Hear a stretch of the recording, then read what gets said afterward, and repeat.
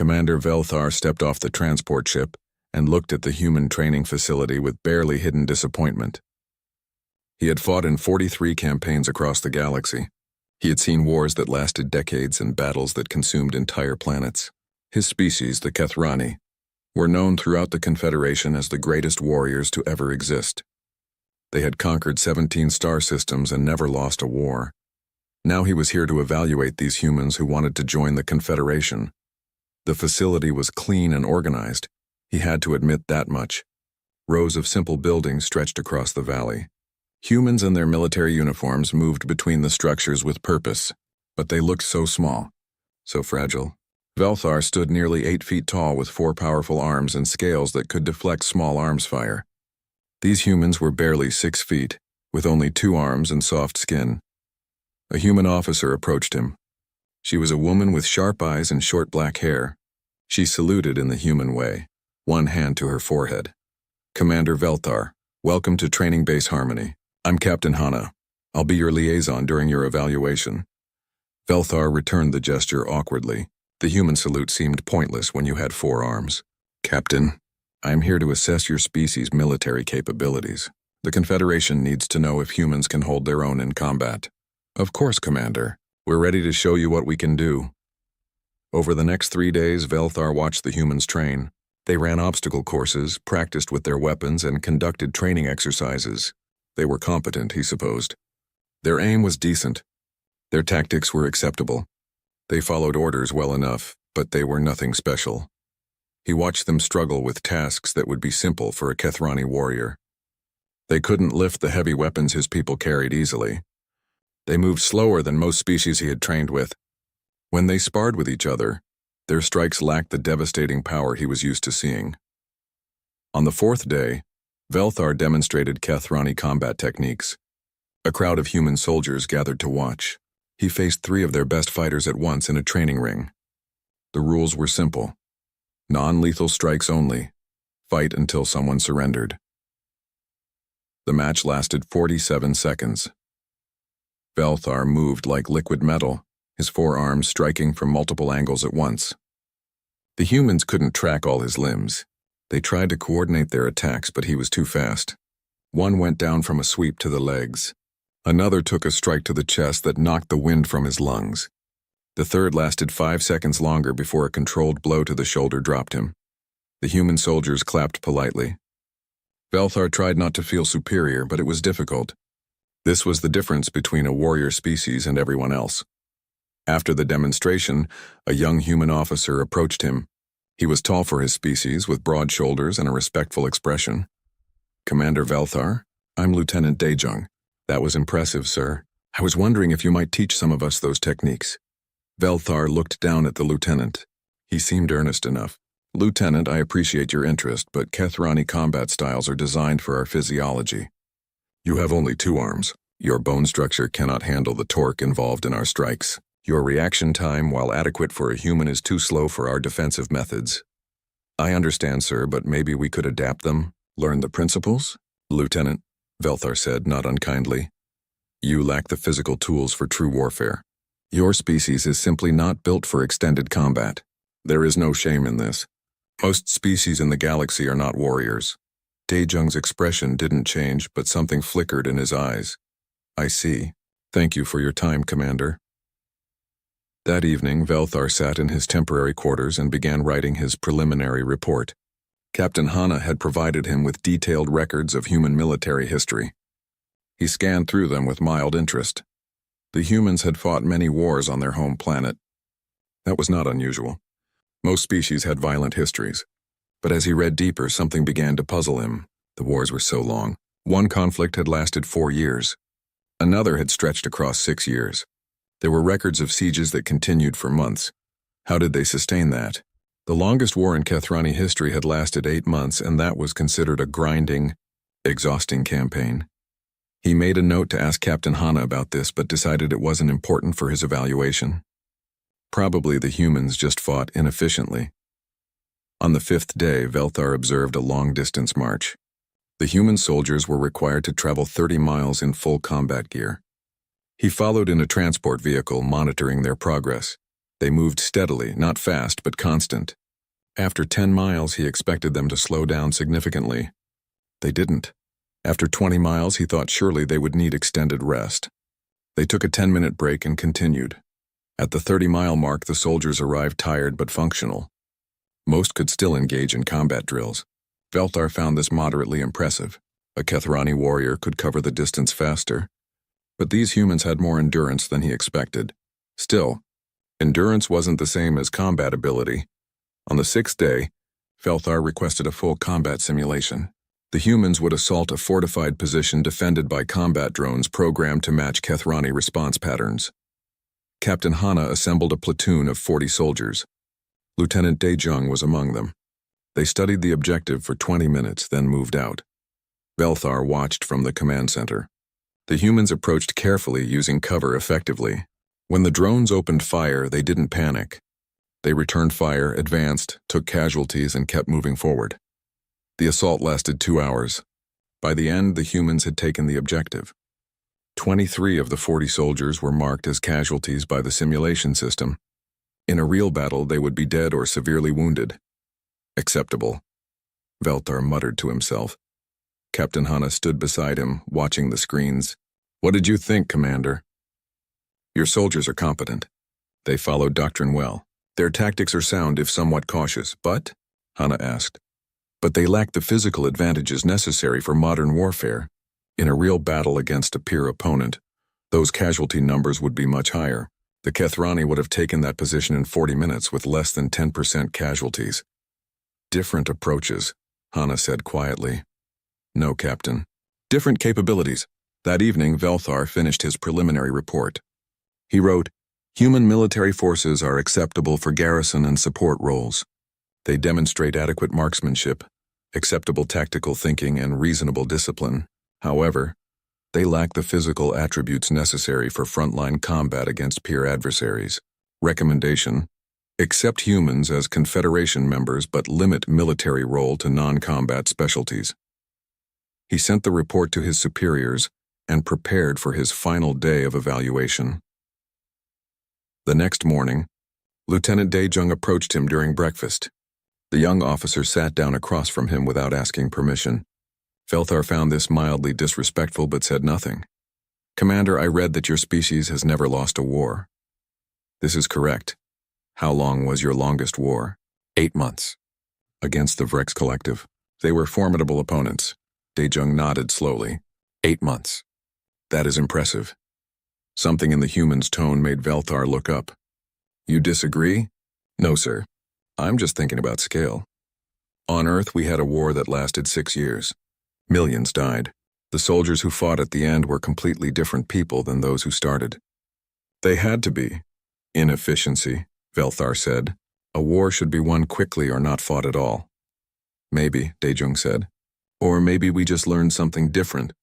We learned how to keep fighting when everything says stop." Velthar studied the human. There was no challenge in his voice, just statement of fact. "Your species will break in your first real battle, Lieutenant. I say this not to insult you, but to prepare you. Real war is not like your simulations." Daejung smiled slightly. "Yes, sir. I'm sure you're right." But the look in his eyes suggested he didn't believe that at all. Velthar dismissed the thought. He had fought real wars. He knew what broke soldiers, what shattered units, what destroyed armies. These humans, for all their discipline and training, simply didn't have what it took to survive that crucible. He would finish his evaluation tomorrow and return to Confederation space. The humans would join as support members, and that would be the end of it. He had no way of knowing that in 72 hours, everything he believed about war would be proven wrong. The attack came without warning. Velthar was reviewing his final evaluation notes when the alarm screamed through Outpost Meridian. Red lights flashed in every corridor. The automated voice repeated the same message: hostile contact. All personnel to combat stations. This is not a drill. He ran to the command center, his forearms already reaching for his weapons. Captain Hana was there, along with other human and Kethrani officers. The main screen showed the sensor readouts. "Drakon," said the Kethrani sensor officer, his voice tight. 3 capital ships. Approximately 40,000 ground troops heading for the surface. Velthar felt his blood go cold. The Drakon were the nightmare of the galaxy. They were an insectoid species that operated as a hive mind. They felt no fear, took no prisoners, and never retreated. Worse, they reproduced quickly. Every battle against them was a war of attrition.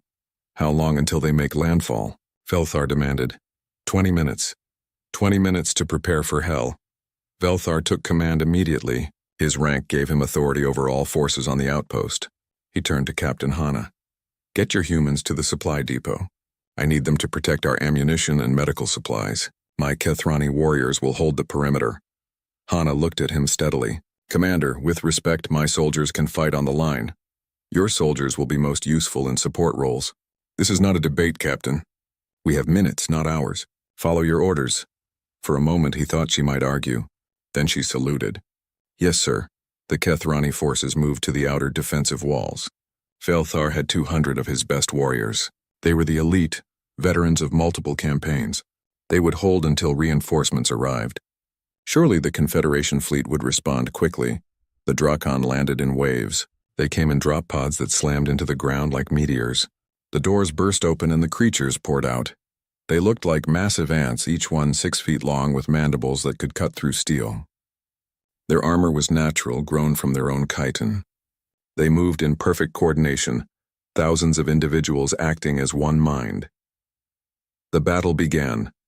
Velthar's warriors fought magnificently. Their weapons cut down Drakon by the dozens. Their forearms allowed them to fire 2 rifles simultaneously, while reloading 2 more. They were everything a warrior species should be. Strong, fast, and deadly. But the Drakon kept coming. For every one they killed, 2 more appeared. The creatures climbed over their own dead without hesitation. They swarmed the walls, their mandibles clicking, their legs scratching against stone. After 2 hours, Velthar's warriors began to tire. It was slight at first, just a little less precision in their shots. But it was there. After 4 hours, they were rotating positions to catch their breath. After 6 hours, Velthar made a decision he hated. He called Captain Hana. Captain, I need your forces on the north wall. My warriors need time to recover. On our way, Commander. Velthar expected the humans to buy them an hour, maybe 2 if they were lucky. Then his Kethrani warriors would be rested enough to take over again. It was a temporary measure. He watched through the command center cameras as the human soldiers took their positions. They looked so small compared to the Drakon.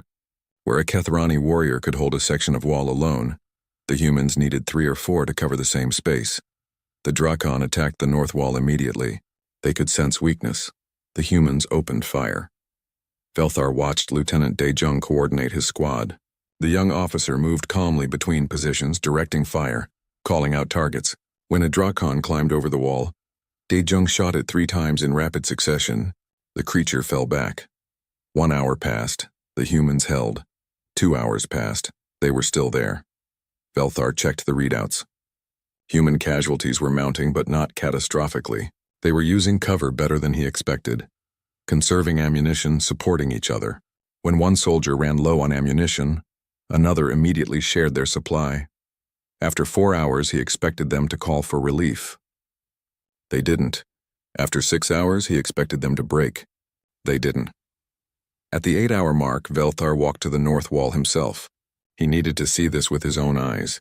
The humans were exhausted. He could see it in their movements. They weren't as fast as they had been at the start. Their hands shook slightly when they reloaded. But they were still fighting.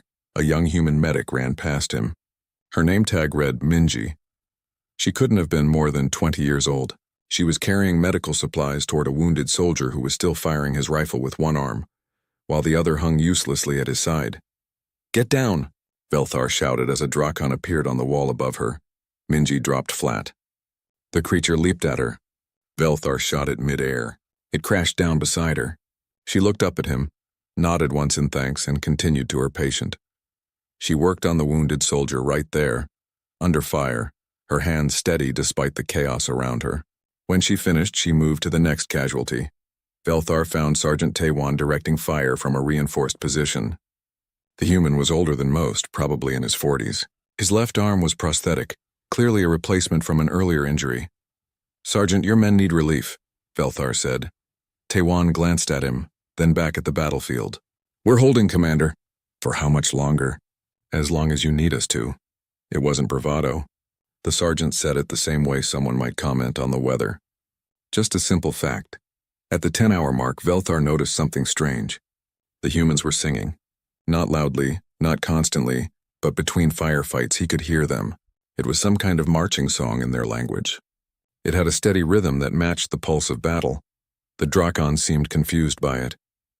Their attacks became less coordinated.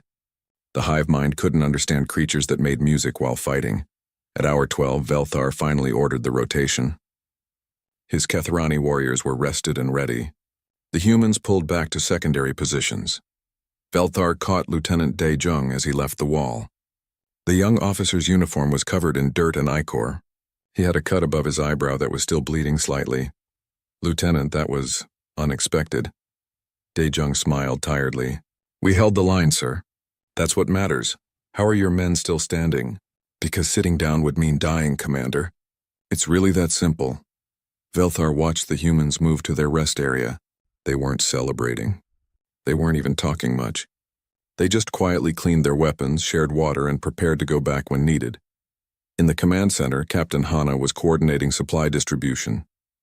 She had been awake for the entire 12 hours, managing logistics while her soldiers fought. Your people surprised me today, Captain. Hanna looked up from her displays. Did we?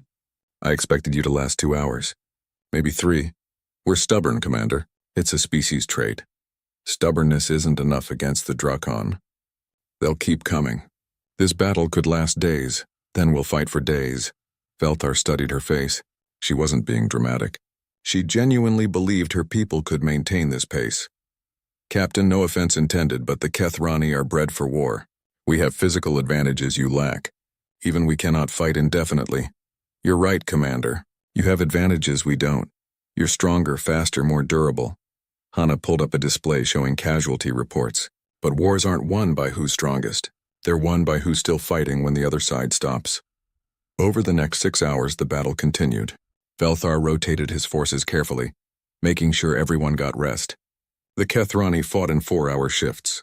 It was the maximum time a warrior could maintain peak efficiency. The humans fought in 6-hour shifts, then 8-hour shifts. Then they just stopped rotating entirely on some sections where the fighting was heaviest. They simply stayed and fought. At hour 24 of the siege, Velthar found Private Su Young sitting against a wall, eating a ration bar. She was young, maybe 22. Her entire squad had been killed 6 hours ago. He had seen it happen on the monitors. A Drakon breakthrough that her squad had stopped at the cost of their lives. Private, you should be in medical. She looked up at him with red eyes. She had been crying but had stopped. I'm not injured, Commander. You've experienced significant trauma. You should rest. Respectfully, sir, I need to keep moving. If I stop, I'll think. If I think, I'll break. So I'm going to keep fighting. She stood up, checked her rifle, and walked back toward the defensive line. Velthar watched her go. By all logic, she should be incapacitated by grief. By all military doctrine, she was a liability. But she was walking back into battle anyway. That night, as the first day of the siege ended, Velthar sat in the command center and stared at the casualty reports. The humans had lost 30% of their forces. The Kethrani had lost 15%. But the humans were still ready to fight. Something was wrong with his understanding. These creatures should have broken.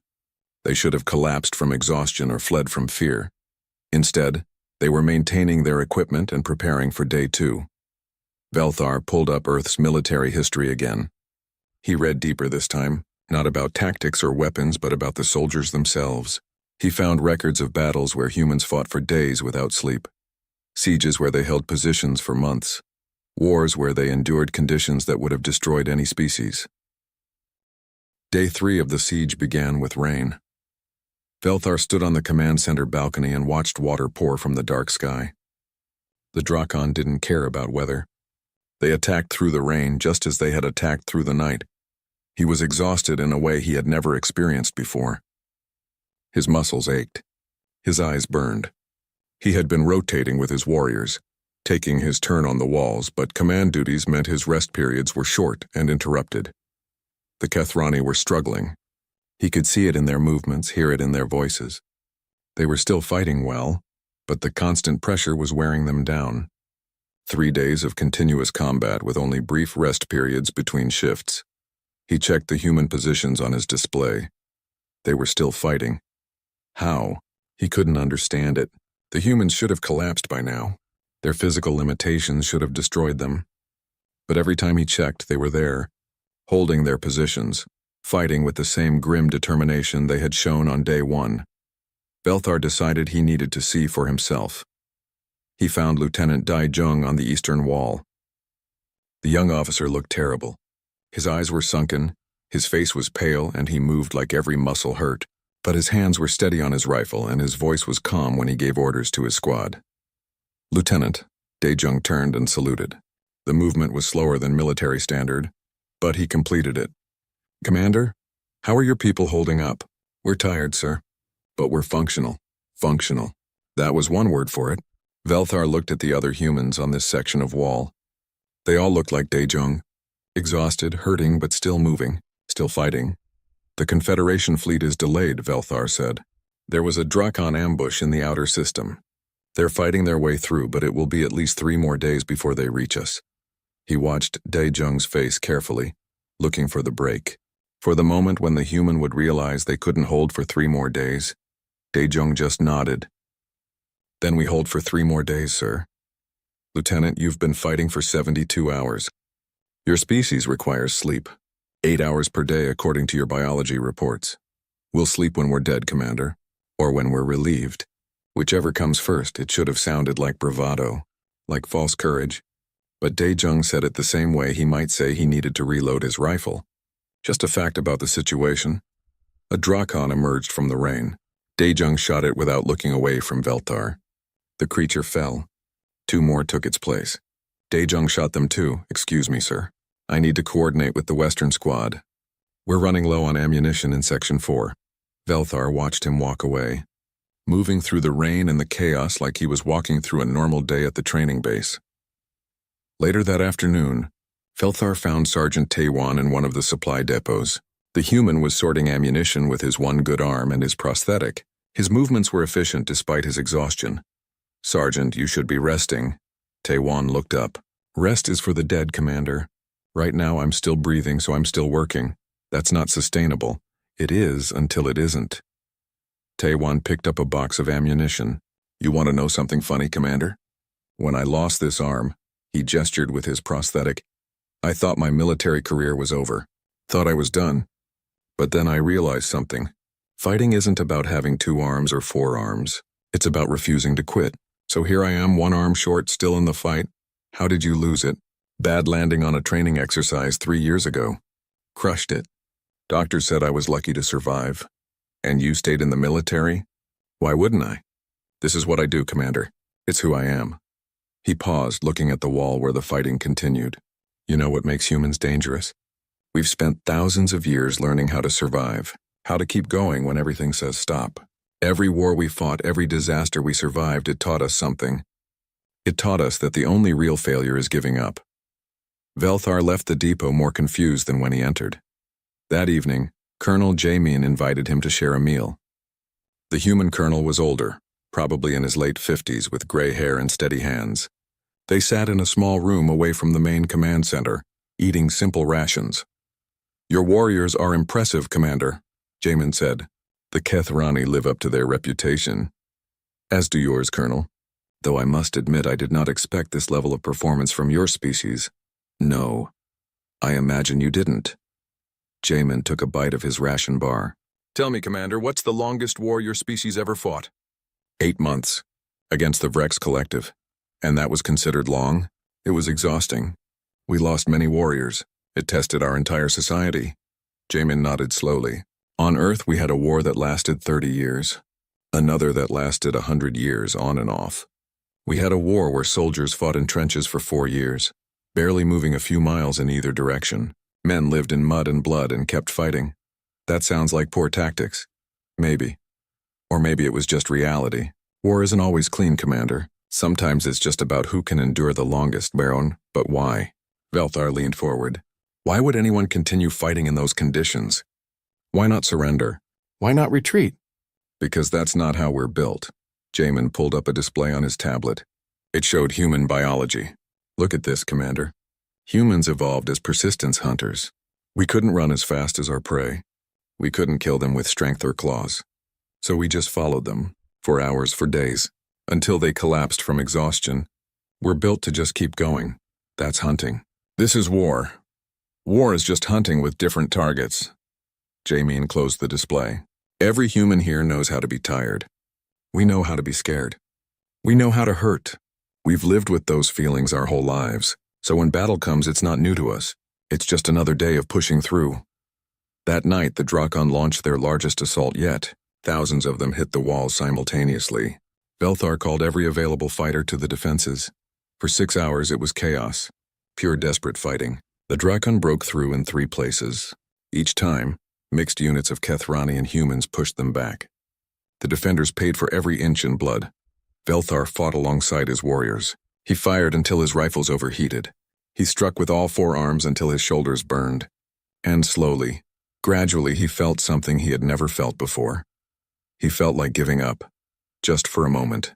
Just a flash of thought. What if they just retreated to the inner bunkers? What if they called for evacuation? The Confederation would understand. They had fought well. No one could ask for more. The thought horrified him.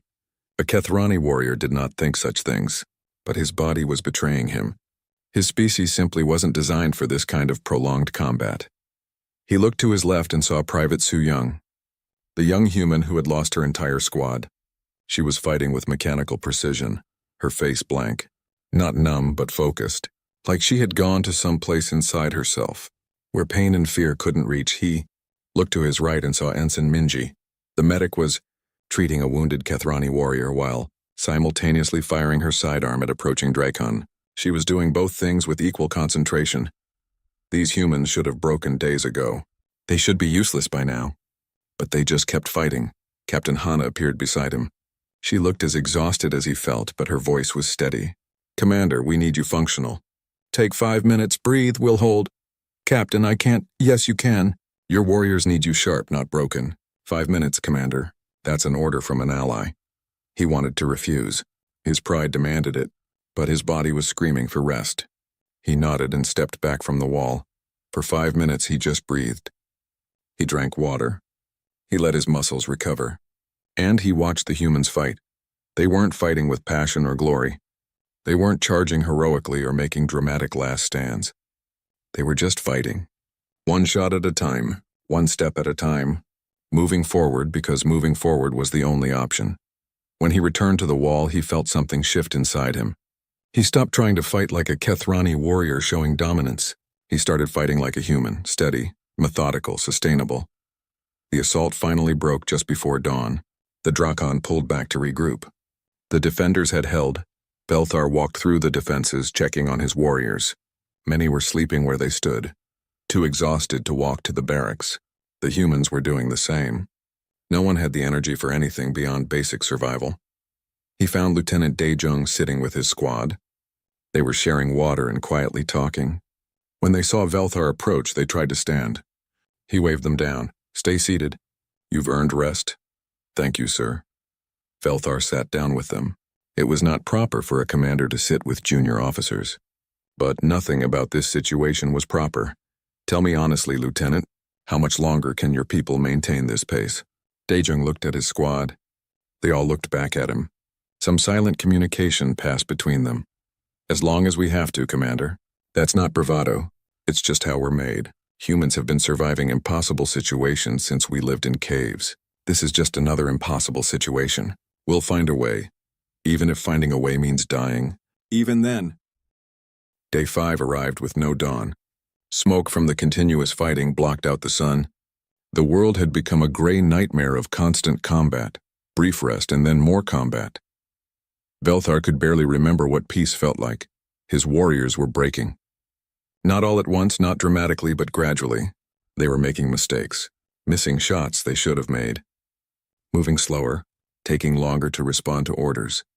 These were signs he had read about in military history, but never expected to see in Kethrani troops. The humans were still fighting. They looked like walking corpses, but they were still fighting. Belthar had stopped trying to understand how. He simply accepted it as fact. Humans could endure beyond all logic or reason. That was just what they did. Then everything went wrong. The Drakon had been probing the defenses looking for weakness. They found it. A section of the southern wall where the defenders were thinnest. At 0300 hours, a suicide unit of Drakon warriors hit that point with everything they had. They broke through. The alarm sounded different this time. Not the steady warning of an external attack, but the sharp, desperate sound of an internal breach. Velthar ran toward the breach point, grabbing his weapons. He arrived to chaos. Drakon were pouring through a hole in the wall. The defenders were fighting desperately to contain them, but the creatures were spreading into the outpost interior. All units, fall back to secondary positions, Velthar shouted. Contain them! But the Drakon were too fast. They split into multiple groups, each heading deeper into the outpost. Velthar found himself cut off with a mixed group of 10 warriors. 4 Kethrani, 6 humans, including Lieutenant Dae-jung and Private Su-young. They were trapped in a storage corridor. Drakon were between them and the main defensive lines. We need to break through, Velthar said. Form up, we go together. They moved as a unit. Velthar led from the front, using his 4 arms to clear the way. The humans covered the flanks and rear. They fought their way through 2 groups of Drakon. Then they hit the main swarm. There were too many. Dozens of the creatures. Maybe hundreds in the corridor beyond. And more coming. Velthar fired until his weapons clicked empty. He drew his blade. Beside him, the humans did the same. They formed a circle back to back and prepared to make their final stand. This is how a warrior dies, Velthar thought. In battle, with honor. But then he felt something he had never felt before. Something that broke through his warrior conditioning and touched something deeper. He felt fear. Real crushing fear. Not the excitement of combat or the anticipation of victory. Just pure terror at the thought of dying in this dark corridor, far from home without completing his mission. He wanted to surrender. He wanted to run. He wanted anything except to stand here and fight anymore. His body was giving up. After 5 days of continuous combat, even his enhanced Kethrani physiology had reached its limit. He felt his arms shaking. His vision was narrowing. He was going to collapse. Then Captain Hana's voice came through his communicator. Commander, we're coming. Hold your position. 2 minutes, 2 minutes.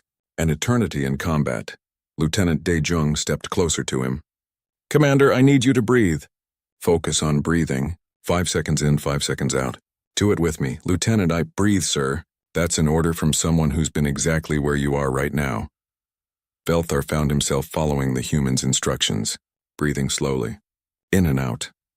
Good, Dae-jung said calmly, while simultaneously shooting a Drakon that got too close.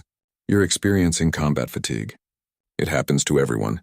Your mind is telling you to shut down. Don't listen. Just focus on the next 5 seconds. Then the next 5 after that, I can't. Yes, you can, because the alternative is dying, and you're too stubborn to die today. I can see it in you, Commander. You're a survivor, just like us. Private Su-young moved to his other side. She had been quiet for days, functioning like a machine. Now she spoke softly. Sir, when my squad died, I wanted to give up. I wanted to just stop. But Sergeant Tae-wan told me something. He said the only way to honor the dead is to keep living. So I kept fighting. Not for glory. Not for victory. Just to keep living 1 more second. The other humans formed a tighter circle around him, protecting him, giving him space to recover. A human corporal named Young-soo grinned at him through the chaos. Welcome to humanity, Commander. We all break sometimes. The trick is breaking forward instead of backward. 2 minutes felt like 2 hours, but Hana's team arrived. They hit the Drakon from behind, breaking the swarm. The corridor cleared. Velthar stood there, his weapons hanging loose, his body shaking. He had almost given up. Him, a Kethrani warrior. He had almost surrendered to fear and exhaustion. Lieutenant Dae-jung put a hand on his shoulder. Come on, Commander. Let's get you to the medical bay. I don't need medical attention. I need to command. You need 5 minutes of rest, some water, and some food. Then you can command. This is not negotiable. They walked together through the damaged outpost. The breach had been contained, but it had cost them. More casualties, more damage, more supplies consumed. In the medical bay, Velthar sat while Ensign Minji checked him over. She worked quickly and efficiently, her hands steady despite the exhaustion in her eyes. You're dehydrated and your muscles are severely fatigued, she said. I'm giving you an injection to help with the fatigue, but what you really need is sleep. 8 hours minimum. I can't sleep for 8 hours. The battle will be here when you wake up, sir. And you'll be more useful rested than dead. She administered the injection. There, that should help for a few hours. But Commander, you need to pace yourself. This isn't a sprint. It's a marathon. After she left, Dr. Hyunwoo entered. He was an older human, probably a scientist rather than a soldier. He carried a tablet. Commander Velthar, I'm Dr. Hyunwoo. I study biology. May I speak with you? If you must. I've been observing the battle.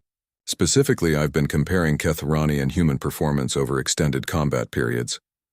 He pulled up graphs on his tablet. Your species is remarkable. Stronger, faster, more durable than humans. In a short engagement, a Ketharani warrior is worth 3 humans. But look at this graph. The graph showed performance over time. The Ketharani line started high but dropped steadily. The human line started lower but remained almost flat. Your species is designed for overwhelming force, Hyunwoo explained. You're ambush predators, essentially. Strike hard, strike fast, win quickly. Humans evolved differently. We're persistence hunters. We can't run fast, but we can run forever. We can't hit hard, but we can hit constantly. I experienced this personally today, Velthar said quietly. Yes, your body reached its breaking point. That's normal. Every species has limits, Hyunwoo sat down. But humans have learned something over millions of years of evolution. We've learned that the breaking point isn't the end. It's just a wall you have to push through. On the other side is a kind of functioning that isn't peak performance, but it's sustainable. How do you push through? Honestly? Most of us don't know how we do it, we just do. When our bodies say stop, we find a way to take one more step, then another, then another. Eventually, those steps add up to miles. Velthar thought about Private Su Young still fighting after losing her entire squad. About Sergeant Taewon with his prosthetic arm. About Lieutenant Dae Jung, who had been awake for days but still had the clarity to help Velthar through his crisis. Your species is insane. Hyunwoo laughed. Maybe, but we're alive. And in the end, that's what matters. That night, Young-soo found Velthar on one of the observation decks. The human soldier was younger than most, maybe mid-20s. He had a bandage on his head and his left arm in a sling. Mind if I sit, Commander? Go ahead. They sat in silence for a moment, watching the distant fires where the Drakon were regrouping. Thank you for earlier, Velthar said. When I was done struggling. No thanks needed, sir. We all struggle. That's the secret nobody tells you about war. Everyone breaks. The heroes are just the ones who break forward. You seem to understand this deeply. Young-soo shrugged. My grandfather fought in a war on Earth, lasted 3 years. He told me once that courage isn't about not being afraid. It's about being terrified and doing it anyway. He said the bravest thing he ever did was just waking up every day and choosing to keep going. Is he still alive? Yeah, he's 78 now. Lives by the ocean. Still wakes up every day and chooses to keep going. Young-soo smiled. That's what humans do, Commander. We wake up and keep going. Not because we're strong, but because giving up isn't in our nature. A Drakon probe attack started on the eastern wall. Young-soo stood up, wincing as his wounded arm shifted. Duty calls, he said. You coming, Commander? Velthar stood. His body still ached. His mind was still exhausted. But he had learned something today. The breaking point wasn't the end. It was just another obstacle to push through. Yes, he said. I'm coming. They walked together toward the fighting. A Ketharani warrior and a human soldier. Not so different after all. That night, fighting alongside the humans, Velthar discovered something about himself. He was stronger than he thought. Not because his body was enhanced or because his species was bred for war, but because he had learned the human way, the way of endurance, the way of refusing to quit. The Drakon attacked again and again. Day 7 began differently. The Drakon attacks had slowed during the night. Not stopped, but definitely reduced. The defenders used the breathing room to rest, resupply, and tend to their wounded. Nobody spoke about hope. They were too tired for hope. But there was something else in the air. A quiet understanding that they had survived the worst. Velthar stood in the command center watching the sensor displays. The Confederation fleet was 12 hours away. 12 hours. After 7 days of hell, they just needed to hold for 12 more hours. Captain Hana entered carrying 2 cups of coffee. She handed one to Velthar. He had learned to drink the human beverage over the past few days. It was bitter and strange, but it helped him stay alert. "Fleet's almost here," she said. "Yes. We're going to make it." Belthar looked at her. She had been awake for most of the past 7 days. She looked like she had aged 10 years, but her eyes were clear and her voice was steady. "You never doubted, did you?" "Oh, I doubted plenty, Commander. Every single day, every single hour." She took a sip of her coffee. "But doubt doesn't matter. Action matters. So I kept acting like we would win, and eventually it became true." The morning passed quietly. The Drakon made several small probing attacks, but nothing like the massive assaults of previous days. It seemed they were finally running out of warriors. The defenders had killed thousands of them. The bodies piled so high in some places that they created obstacles. At noon, the Confederation fleet arrived. Belthar watched on the sensors as the massive warships dropped into orbit. Dropships began launching immediately. Fresh troops, fresh supplies, relief. Within 2 hours, the Drakon were in full retreat.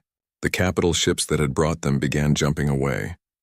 The ground forces tried to disengage, but the fresh Confederation troops pursued them mercilessly. By evening, it was over. The siege of Outpost Meridian had lasted 7 days. The defenders had held against overwhelming odds. They had survived. Belthar walked through the outpost as the relief forces took over defensive positions. He saw his Kethrani warriors being helped to medical bays. Many were unconscious from exhaustion. Others were barely standing. They had fought with honor and courage, but the extended battle had broken them. He found the human forces gathered in what used to be a supply warehouse. They were exhausted, wounded, and many were in worse physical condition than the Kethrani. But they were standing. Some were even helping to unload supplies from the relief ships. Lieutenant De Jung saw him and straightened, attempting a salute. Belthar stopped him. "No salutes, Lieutenant. You've earned rest. Rest can wait, sir. There's work to do. The relief forces will handle it. With respect, Commander, they don't know the outpost layout like we do. We can help." Belthar looked at the other humans. They were nodding in agreement. They had just survived 7 days of continuous combat, and they wanted to keep working. "You're all insane," he said, but there was affection in his voice. Dejung grinned. "Yes, sir. That's been established." That evening, Belthar found Ensign Minji in the medical bay. She had finally stopped treating patients and collapsed into a chair. Her hands were shaking from exhaustion. "Ensign," she looked up, then tried to stand. He waved her down. "Stay seated. I wanted to thank you. You saved dozens of lives during this siege, including mine, I think." "Just doing my job, Commander. Your job was to provide medical support. You did much more than that. You gave everyone around you the strength to continue." He paused. "How did you do it? How did you run into enemy fire over and over without breaking?" Minji was quiet for a moment. "My mother was a nurse. She worked in a hospital in one of Earth's poorest regions.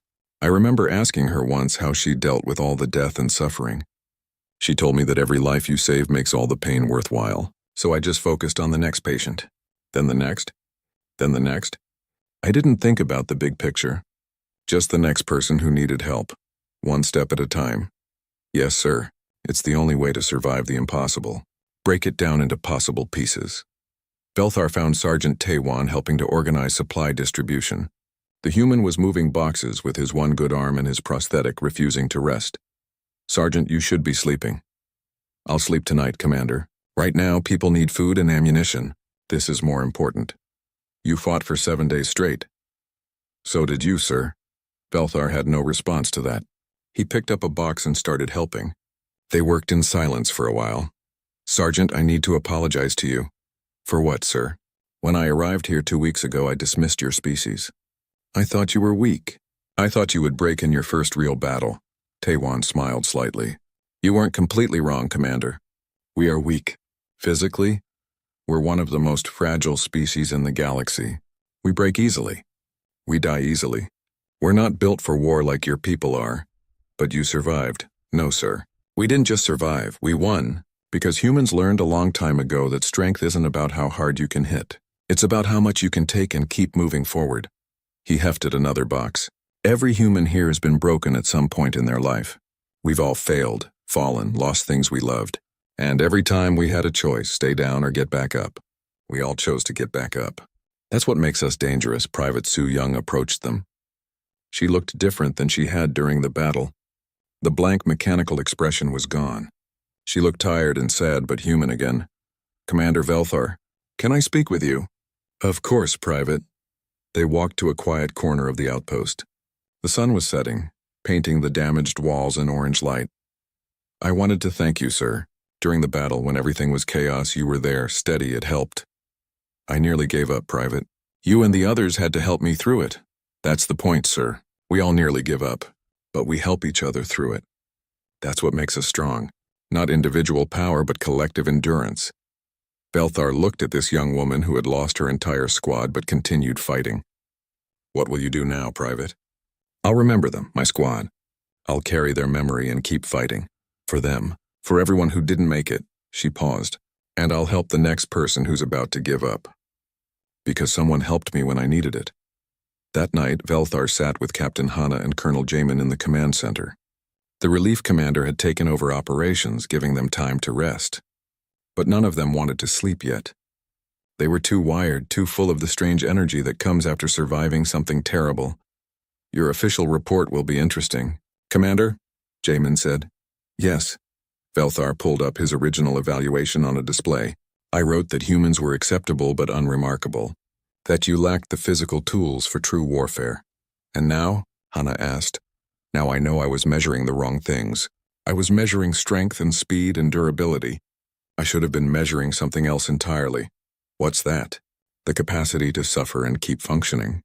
The ability to face impossible odds and refuse to quit. The strength to help others when you yourself are broken." Velthar deleted his original report. "I need to write something completely different." He spent the next hour writing. When he finished, he read it aloud to them. "Human military forces represent a paradigm shift in our understanding of warfare.